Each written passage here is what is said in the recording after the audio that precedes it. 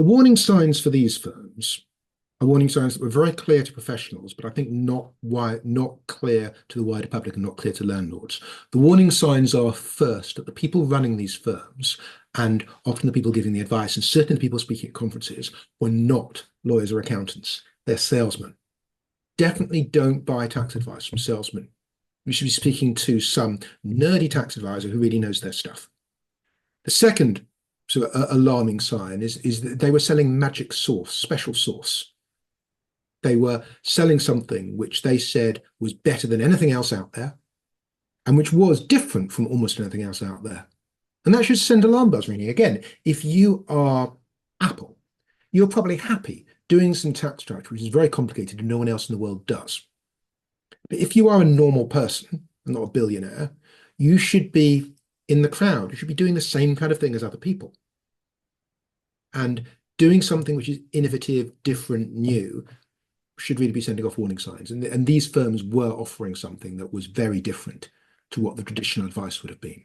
Traditional advice is incorporate, try and get within the exemptions, only go ahead if you're really confident that you have the exemption. So they offered something else, and that something else was, I think, alluring. It certainly seemed better than the standard way of doing it, but the fact that it was so much better and so different was itself a warning sign.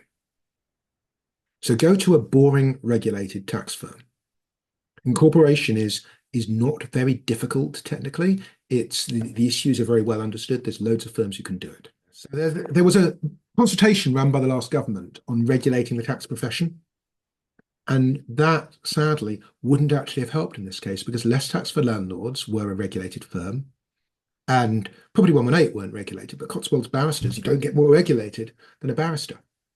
So there is nothing currently being done that I think would help. What you need, what I think you need, is harsh penalties for advisors who sell schemes that are doomed. And I've written about that a bit. I'm going to be writing about it more over the next few weeks. So only if we have those incentives in place are people going to pull back from selling this kind of stuff. And also, I think insurers would be refusing to insure if the risks are so very great. And I think education of landlords can also play a big part in stopping them falling into these traps again in the future. That's a great point. Absolutely great point. Telling people to avoid the salesman, go for qualified advisors. You know what else would help? If the representative bodies for landlords could show some sign of being driven by landlords' interests and who they partner with and not partner with dodgy firms. You don't need to believe anything I say. No one needs to take anything on trust that I say at all. Go and speak to a tax advisor. By a tax advisor, I don't mean a shiny suited salesman. I don't mean someone who's linked in with this and getting a commission from this. I mean someone who's independent, someone who's worked as a tax lawyer for many years, an accountant who's CIOT or ATT qualified. Speak to them, ask them what they think. And that's the way to judge whether these schemes work, if you don't want to believe me. If you do that, I'm pretty sure that you'll hear something very similar to what I've been saying.